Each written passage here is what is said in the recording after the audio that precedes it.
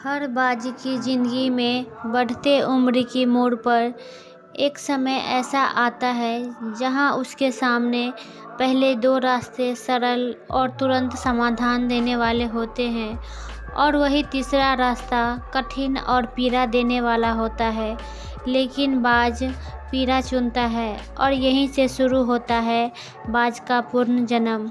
दोस्तों, हमारे ज़िंदगी में भी कई ऐसे मौके आते हैं जब हमें परेशानियों का सामना करना पड़ता है और कई लोग तो जीवन में संघर्ष कर आगे निकल जाते हैं और कई अपनी हालातों से हार मानकर खुद को ज़िंदगी के हवाले कर देते हैं।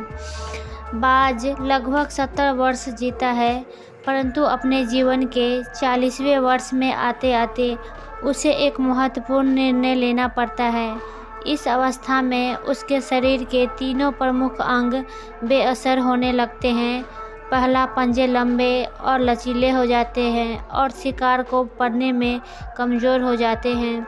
दूसरा, चोंच आगे की तरफ मुड़ जाती है और भोजन निगलने में मुश्किलें पैदा होती है।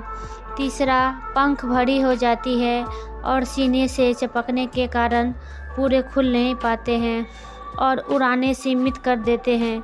भोजन ढूंढना, भोजन पकाना और भोजन खाना, तीनों प्रक्रियाएं अपनी धार खोने लगती है।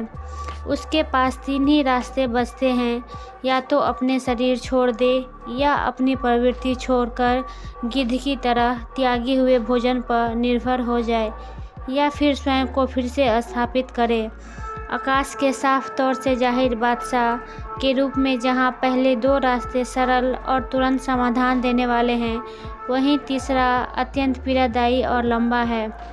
बाज पीड़ा चुनता है और स्वयं को फिर से स्थापित करता है। वह किसी ऊंचे पहाड़ पर जाता है, एकांत में अपना घोंसला बनाता है और तब शुरू करता है पूरी प्रक्रिया। सबसे पहले वह अपनी चोंच चट्टान पर मार मार कर तोड़ देता है। अपनी चोंच से अधिक पीड़ादायक कुछ भी नहीं है पक्षी राज के लिए। अब वह इंतज़ार करता है कि चोंच फिर से उग आने की, और उसके बाद वह अपने पंजे भी उसी प्रकार तोड़ देता है और इंतज़ार करना है कि पंजों का फिर से उग आने का। नई चोंच और पंजे आने के बाद वह अपनी भरी पंखों को एक एक कर नोच कर निकालता है और प्रतीक्षा करता है पंखों की पुनः उग आने का। 150 दिन की पीड़ा और इंतज़ार, और तब उसे मिलती है वही भव्य और ऊंची उड़ान। इस पुनर्स्थापना के बाद वह ऊर्जा, सम्मान और गरिमा के साथ 30 साल और जीता है। कहानी अच्छी लगी तो वीडियो को लाइक एंड चैनल को सब्सक्राइब कीजिए।